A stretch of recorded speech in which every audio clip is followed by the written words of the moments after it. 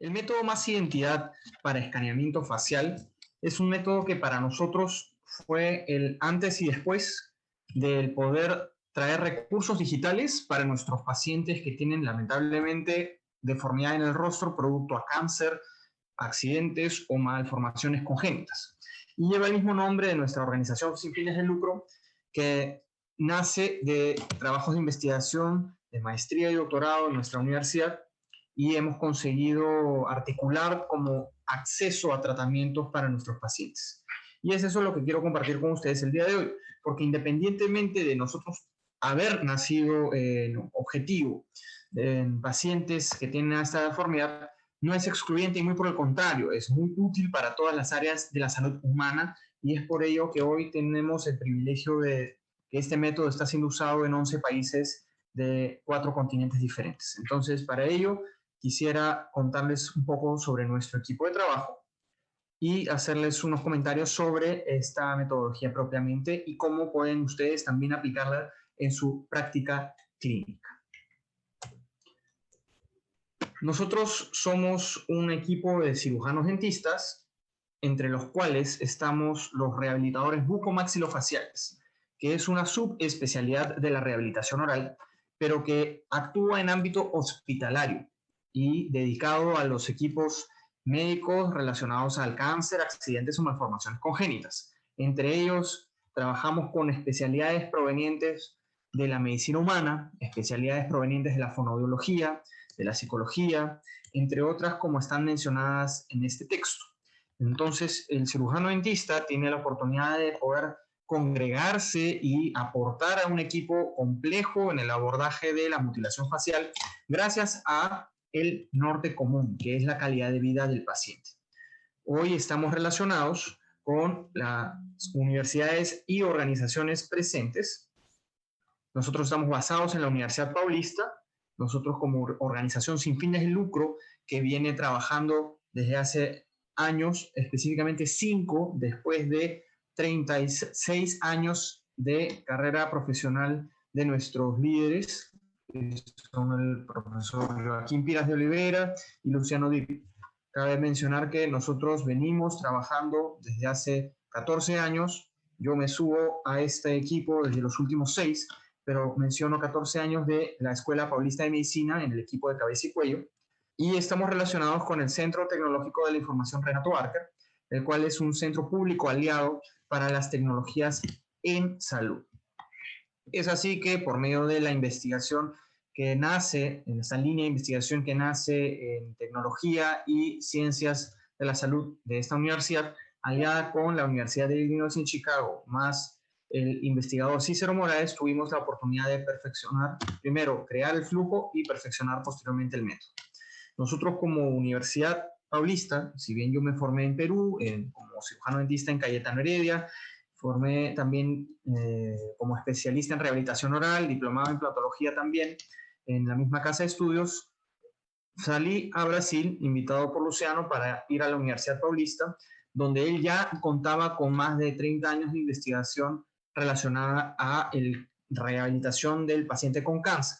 Ejemplo de esto es Luciano y nuestro equipo, el que consiguió traer los implantes craneofaciales a América Latina en los años 90, gracias a la directa y próxima relación con la Universidad de Gothenburg, donde el equipo de P.I. Branemark y Luciano Dip consiguieron hacer esta implementación en América Latina. Entonces, desde ese entonces que se comenzó a sofisticar esta práctica, porque eventualmente los métodos convencionales apoyados por las técnicas de osseointegración y hoy en día con también tecnología y al mismo tiempo accesible es lo que nos permite dar calidad de vida a nuestros pacientes. Múltiples otras organizaciones y cada una con una historia y aporte importantísimo para nosotros.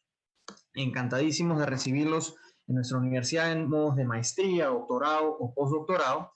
Estoy muy contento de haber culminado mi doctorado recientemente, hace 3 semanas o 4 de conseguir sustentar esta tesis, que justamente lo que busca es sumar en un argumento global a lo que Más Identidad hace hoy. Hoy pertenezco a este consejo directivo de nuestra organización, donde Luciano, quien mencioné, es nuestro presidente y jefe, pero después de estos años creando investigación científica relacionada a la mejora del paciente oncológico. Encantadísimos de recibirlos en la Universidad Paulista o también con nuestra organización y fundación hermana en Santiago de Chile, la Fundación Orema, que está aliada al Instituto Nacional del Cáncer. Encantado de poder apoyarlos en todas sus innovaciones de tecnologías para la salud, entre otros.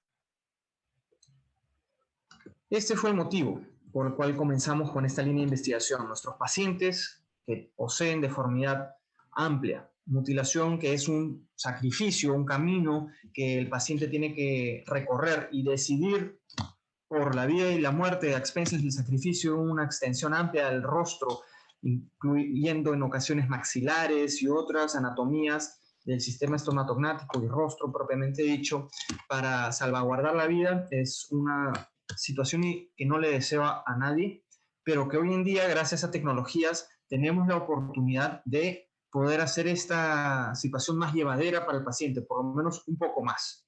Aún hay múltiples desafíos en el proceso de recuperación de la salud global del paciente con cáncer. Me encantaría algún día que no existe el cáncer. Y entre tanto, damos estas mejores versiones.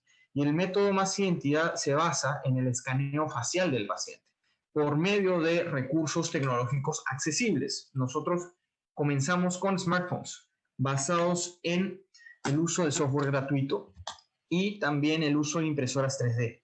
Esta línea de investigación nació el 2014 diciembre, en el momento que comienzo este vínculo formal con la universidad y con el equipo de Luciano, y que gracias a estas personas y equipos que menciono hemos conseguido incluso hasta consolidar un software que hemos creado y que es gratuito y disponible para todos.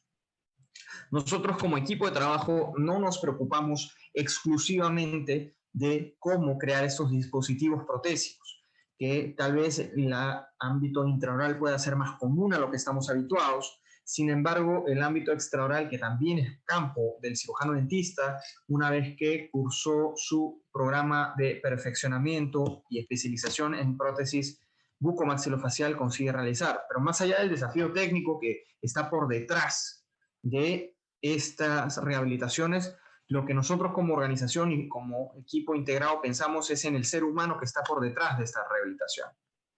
Porque lamentablemente cada historia que se encuentra por detrás de cada paciente es lo que hace único y desafiante en el proceso de hacer que esta persona vuelva a la sociedad. Insisto, no es la prótesis, es el ser humano que requiere de recuperar capacidades y habilidades tan sencillas como de la comunicación con otro ser humano, de poder tener una responsabilidad social hacia esta persona en sentido que pueda y cumpla con su deber cívico una vez que esté en condiciones aptas de afrontarse a la sociedad.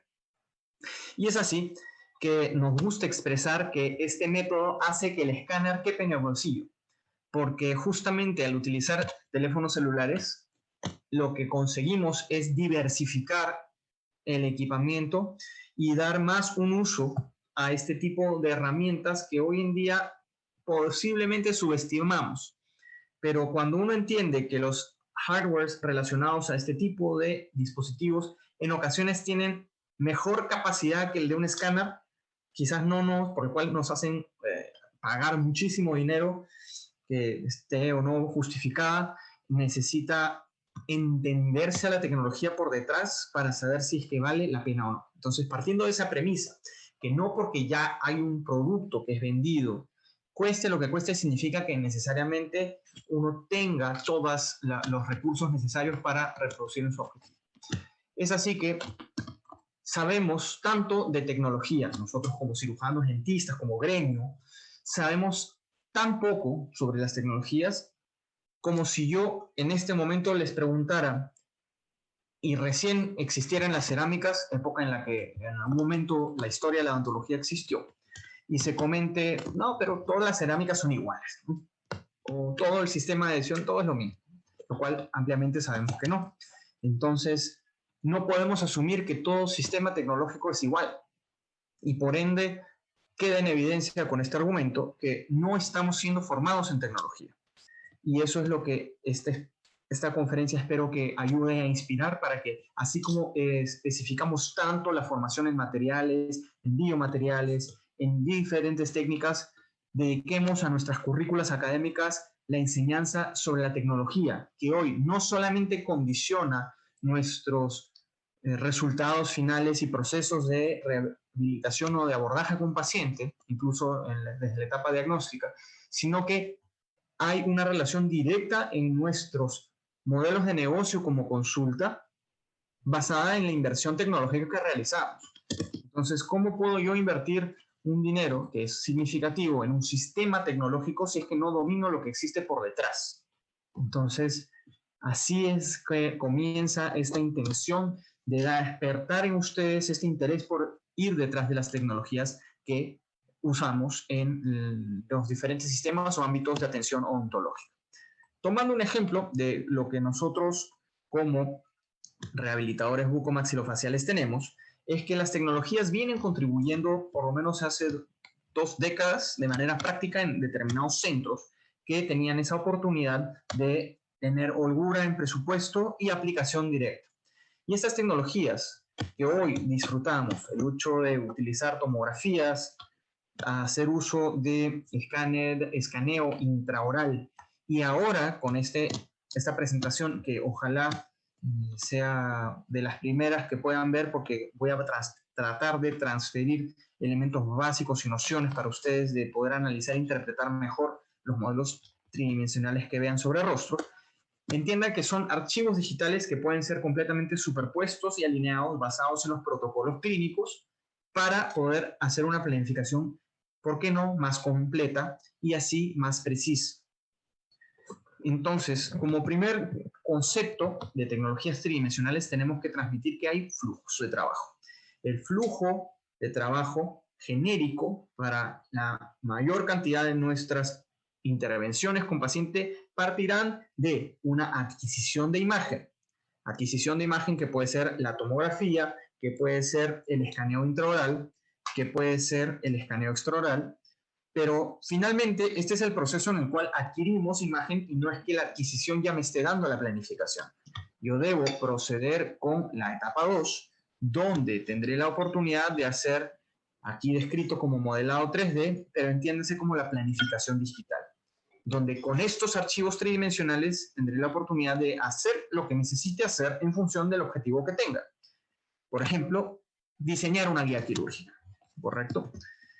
Y finalmente, uno planifica en función de un objetivo. Si tu objetivo, como el caso de una guía quirúrgica, que es requerida una impresión 3D para que sea efectiva, porque de nada sirve yo poner un implante en la tomografía y asumir que esto transportará mi planificación al paciente. Tenemos que utilizar elementos que transporten esta planificación al paciente por medio de una impresión 3D en este caso.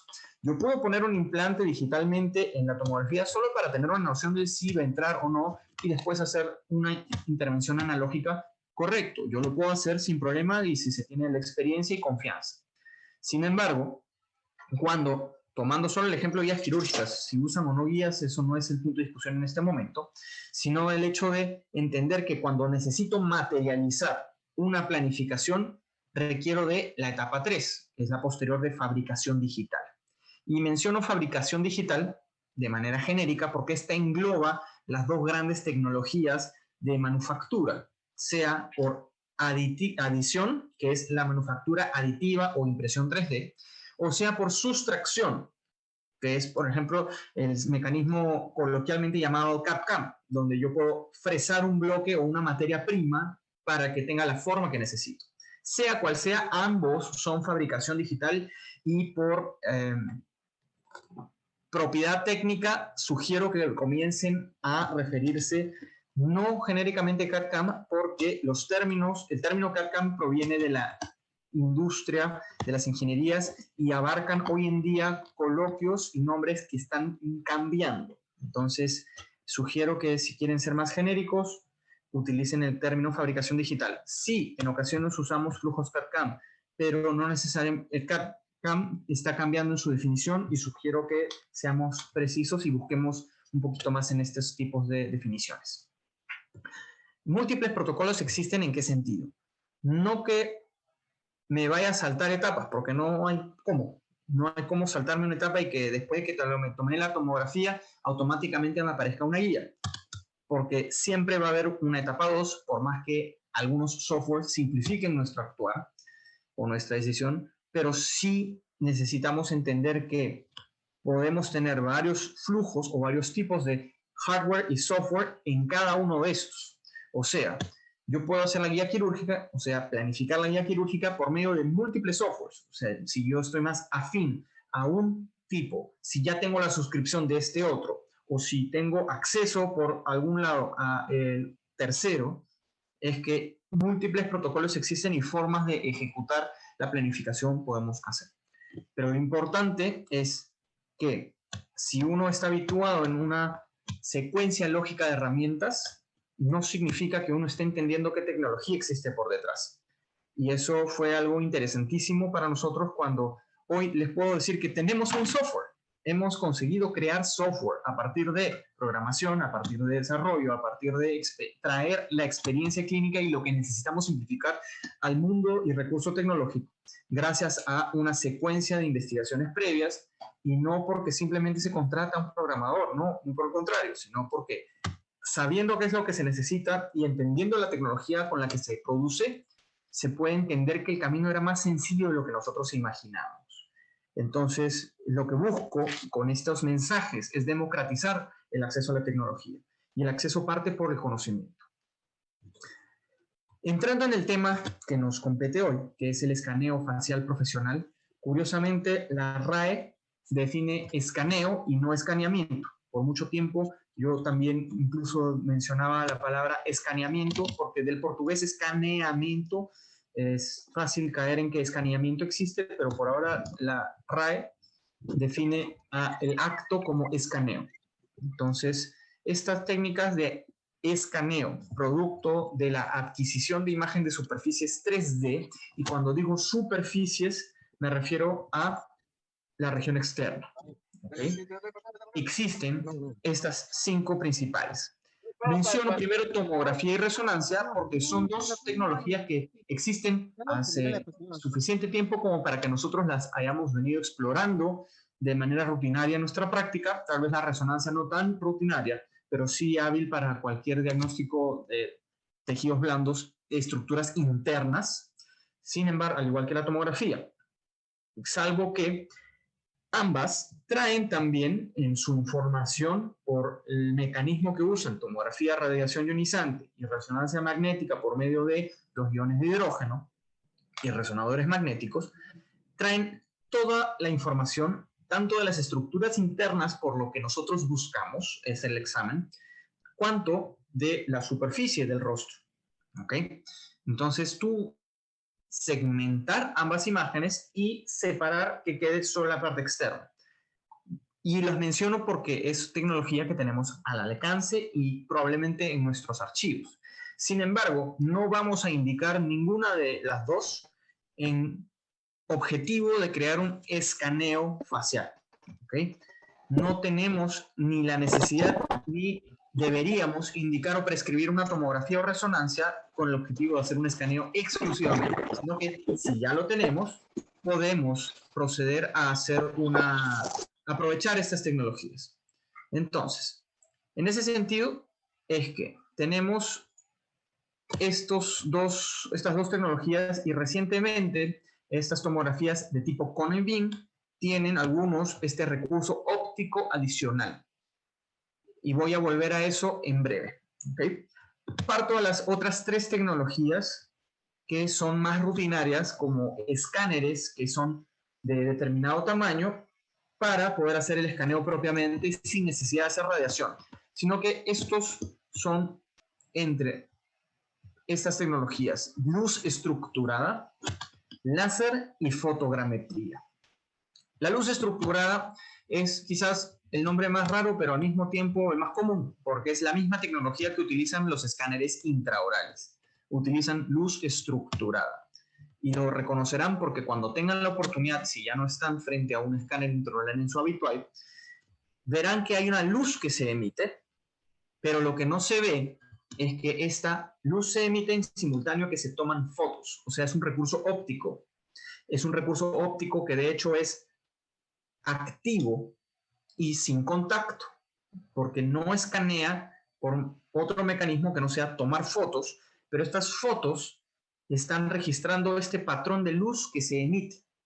Y por otro lado, es activo porque el modelo 3D se va creando en simultáneo a el barrido por la superficie. Si les es familiar lo que estoy diciendo, entonces les resultará también familiar el hecho que lo mismo ocurre en el ámbito extraoral. Uno tiene que ir barriendo la superficie y activamente se crea el modelo tridimensional, la malla, como definición propiamente dicha. La fotogrametría también utiliza fotos como la luz estructurada, pero la fotogrametría es pasiva. La fotogrametría, a diferencia de la luz estructurada, no crea la malla en simultáneo, sino que toma todas las capturas que tiene que tomar y después las procesa. Eso es una ventaja, todo tiene ventajas y desventajas.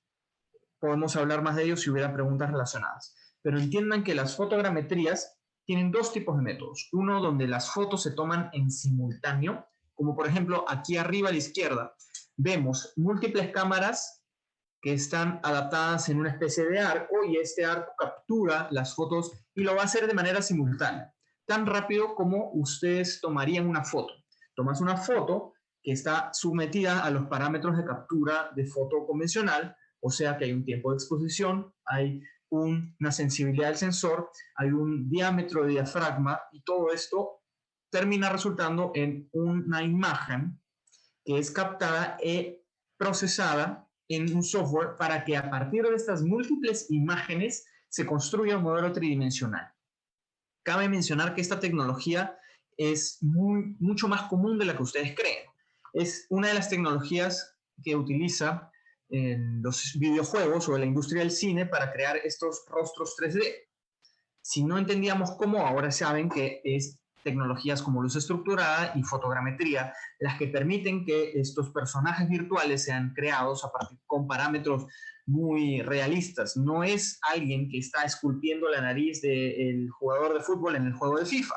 Es una copia a partir de una fotografía, en este caso fotografía 3D, hecha sobre el rostro de esta persona.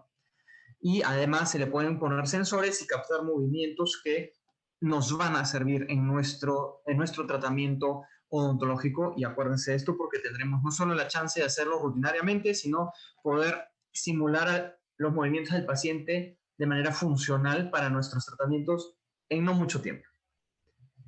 Entonces, la fotogrametría, así como tiene esta versión que es de múltiples cámaras en simultáneo, también tiene una versión que es de una única cámara, que es esta la cámara que se va a ir desplazando y tomar las capturas. Me dejo entender.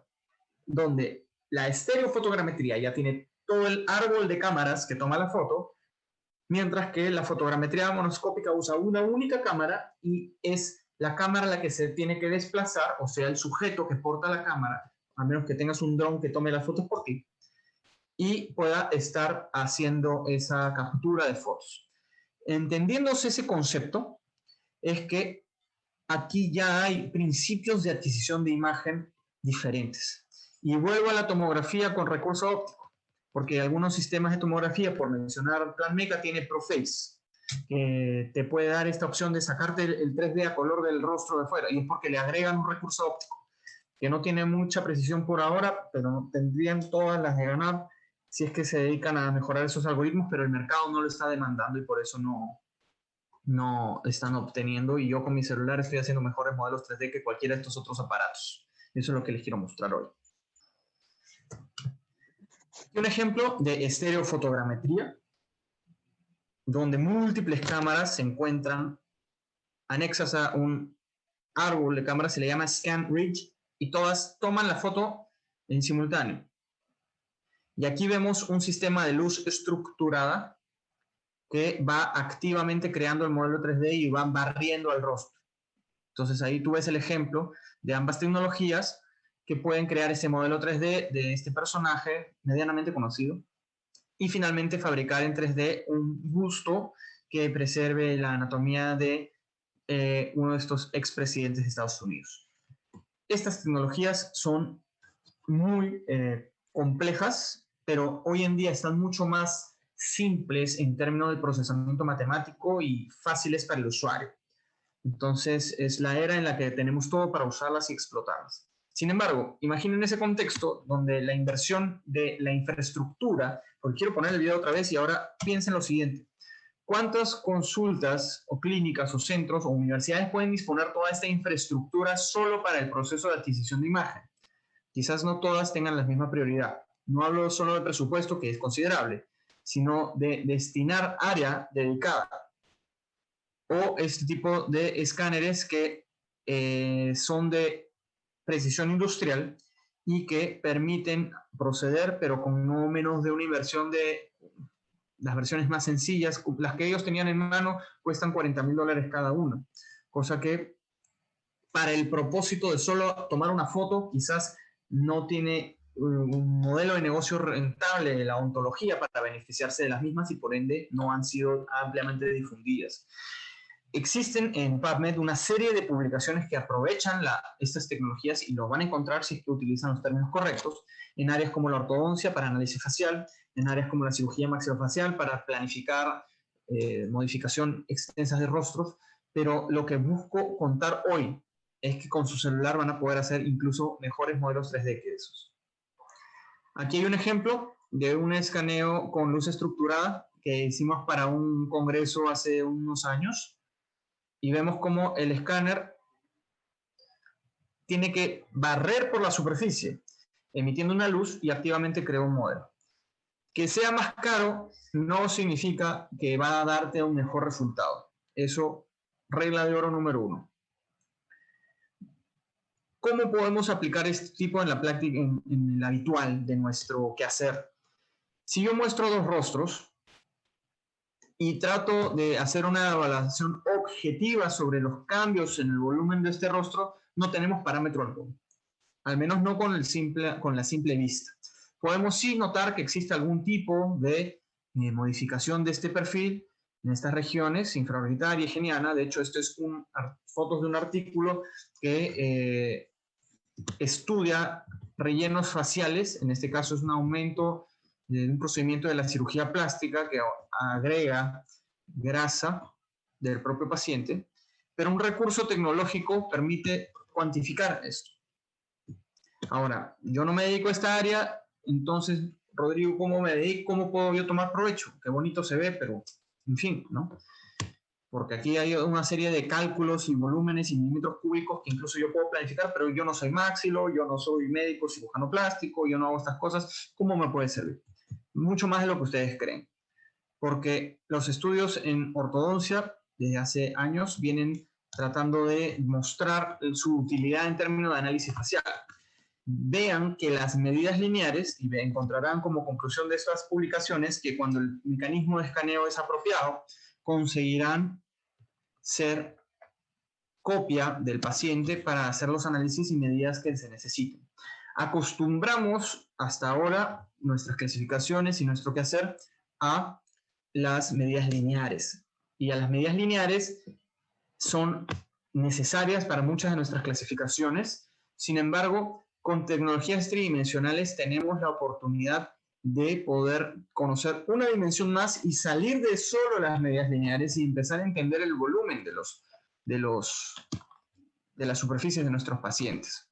Un claro ejemplo es cuando se toma una única foto para tratar de hacer el llamado diseño sonrisa y cuando este se realiza basado solo en una foto frontal del paciente, no tienes percepción de la perspectiva ni del volumen y terminas cometiendo errores que si tuvieras la oportunidad de hacerlo de manera tridimensional y además funcional, en el paciente podrías tener mejor resultado y no caer en el error. Entonces, estos tipos de mediciones lineares son útiles en la perspectiva en la que observas, pero no necesariamente te dan toda la información que podrías recopilar si es que dominas el análisis de los volúmenes. Y eso es lo que no existen porque no hay clasificaciones de volúmenes para mucho de lo que nosotros hoy hacemos, como por ejemplo, soporte labial.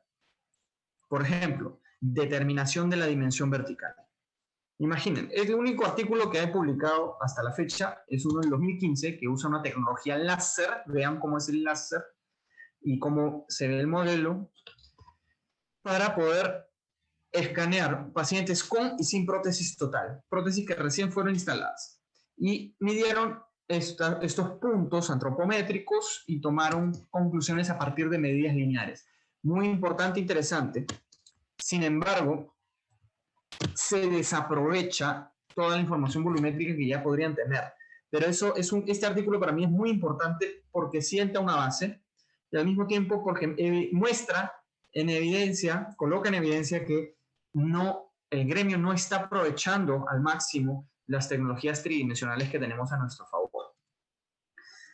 Entrando en otro asunto que es la calidad de los modelos tridimensionales, quiero mostrarles el resultado de este rostro que escaneamos en el 2015 con uno de los sistemas más vendidos del planeta en estereofotogrametría, ese que tiene múltiples cámaras. Es un sistema que cuesta en Estados Unidos $60,000 y que hoy con mi celular tengo la capacidad de obtener este nivel de detalle en los modelos tridimensionales que escaneamos. Y tan solo aprendiendo la secuencia, hay una curva de aprendizaje, pero la secuencia de fotogrametría monoscópica. ¿Qué aplicaciones prácticas tenemos? A partir de estas fotos, una secuencia bien estandarizada, no solo en ángulos, sino también en iluminación, súper importante la iluminación. Puede colocarse en práctica su uso para, en este caso, y muy útil en estos tiempos de pandemia y elementos de protección individual caracterizados e individualizados, nuestras propias máscaras. No vamos a hablar de filtros en este momento, pero sí vamos a mostrar recursos. Este es un uso, una aplicación. Porque el escáner está contigo y el software es gratis.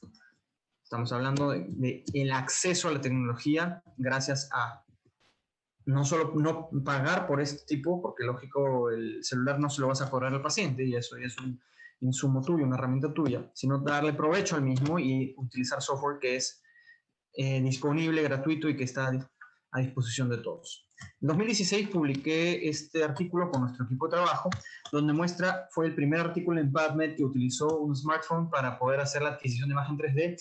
Fue el nacimiento de la metodología más identidad en el mundo público, porque por fin publicamos el método y conseguimos mostrar su aplicación para estas prótesis faciales. Pero sugiero que lo lean, es un artículo de acceso abierto y que consiguen leer.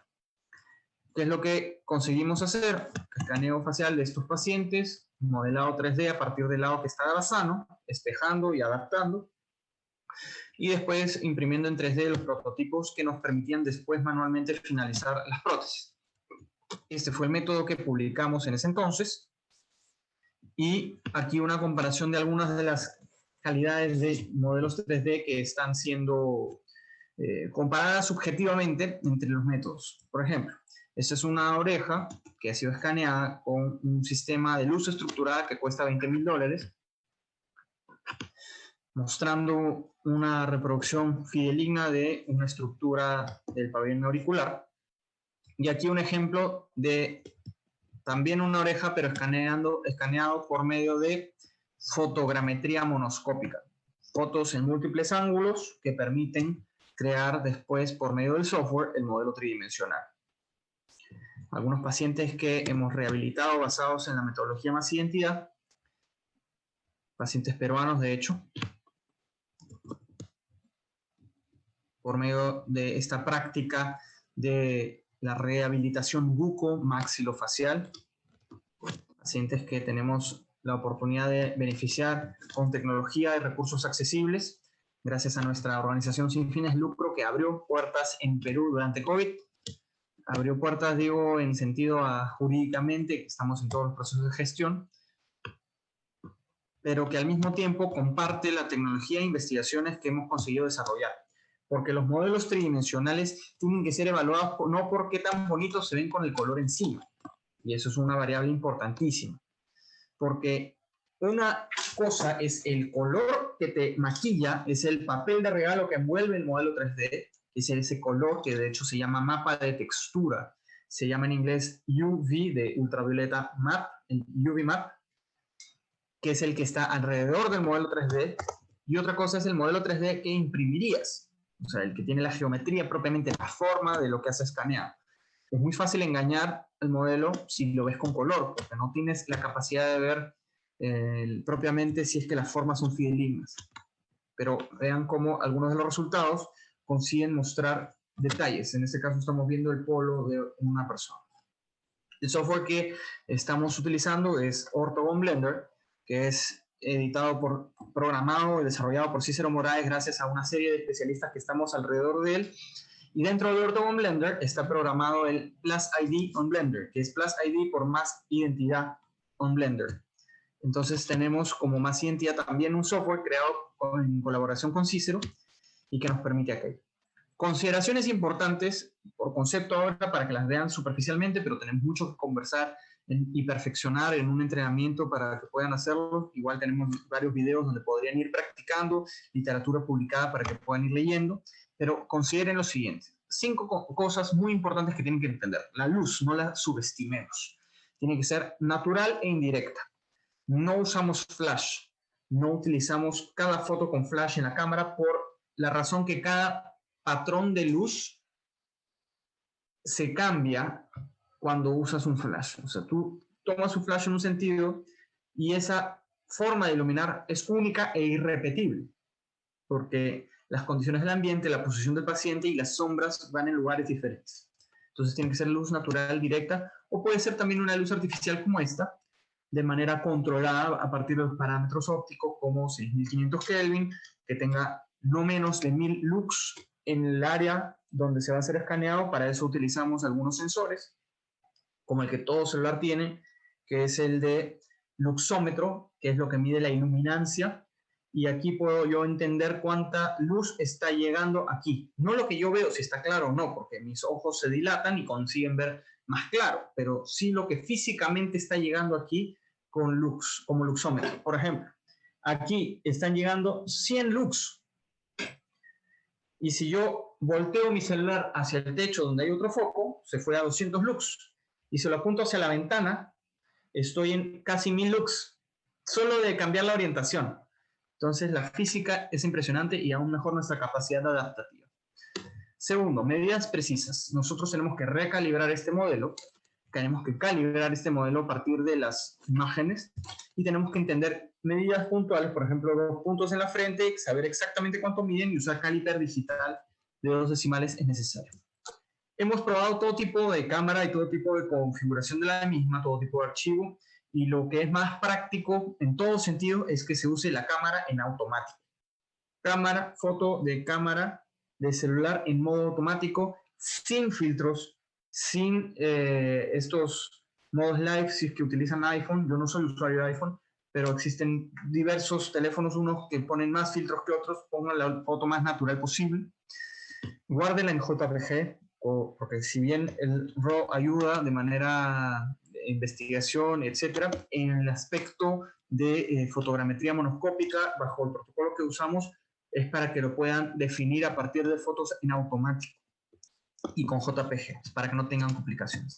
Les voy a mostrar 2 ejemplos de secuencia y la posición del paciente en el rostro, en la foto, tiene que haber un 80% de aparición del rostro en ella. Por ejemplo, aquí aparece mi cara en la mayor cantidad posible de los píxeles de la foto. Está distorsionada, por supuesto, está como un efecto barril, pero es una deformación matemática que después el software revierte, así que no pasa nada. Y cuando digo ejemplos de secuencias, tiene que haber un barrido, encantadísimos de pasarles los artículos o que los encuentren. Si me buscan en redes sociales, también hay mucho de esto que estamos publicando, pero aquí un ejemplo de una secuencia de 13x2, que son 13 fotos en 2 alturas. Y si quieren coger un poco más las regiones negativas desde el punto del plano en el que te encuentras, a los en inglés llamados undercuts, que no verías desde la posición, puedes tomar una secuencia más. Esto es un ejemplo para tener región frontal precisa, ¿correcto? Región frontal. En tu modelo 3D van a salir orejas, va a salir un poco cuello y toda la historia, pero eso no es fidedigno. Está ahí como plus, como que uno toma una impresión y siempre sale un poquito más allá de una región que uno necesita y termina recortando. La misma historia. Esta es la cantidad de rostro que aparece en el modelo 3D, un ejemplo, y aquí la cantidad de detalles que podemos llegar a tener. Todos los poros, todas las definiciones, las geometrías, basados en el principio de aprovechar a entender que las fotos que tomamos con nuestro celular no son más fotos, no son más el rostro de una persona, no son más el registro de una cara cruzada, o en fin. Aquí esto es data, es información que el software va a utilizar. Y esto es un ejemplo de un mapa de textura, de cómo el envoltorio que va a tener este modelo 3D está partido en 1000 pedacitos del color de la superficie, y es lo que permite que el modelo 3D pueda hacer su geometría. Sin embargo, hay modelos 3D que requieren lanzarse en una calidad inferior. Noten que aquí en las geometrías, que son estos triángulos, tienen una determinada densidad, pero gracias a los recursos que nosotros optimizamos, podemos tener un modelo 3D que también reproduzca al máximo y alto nivel de detalle y que pueda hacer mucho más densa esta red de geometrías. Perciban que ahora las geometrías ya no son tan fáciles de ver porque hay muchos más, y eso es parte de lo interesante de utilizar recursos de la computación gráfica para estos fines.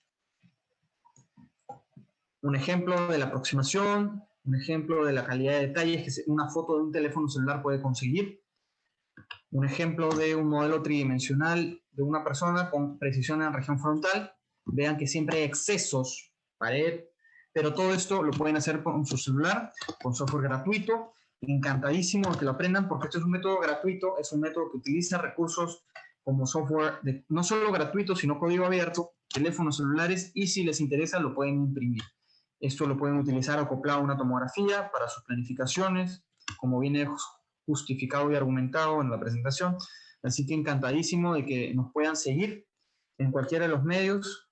Donde estamos más rutinariamente publicando algunas cosas es en Instagram, pero tienen mi teléfono, mi correo electrónico, y encantado de poder escuchar sus preguntas si las hubiera y de verlos en otra ocasión.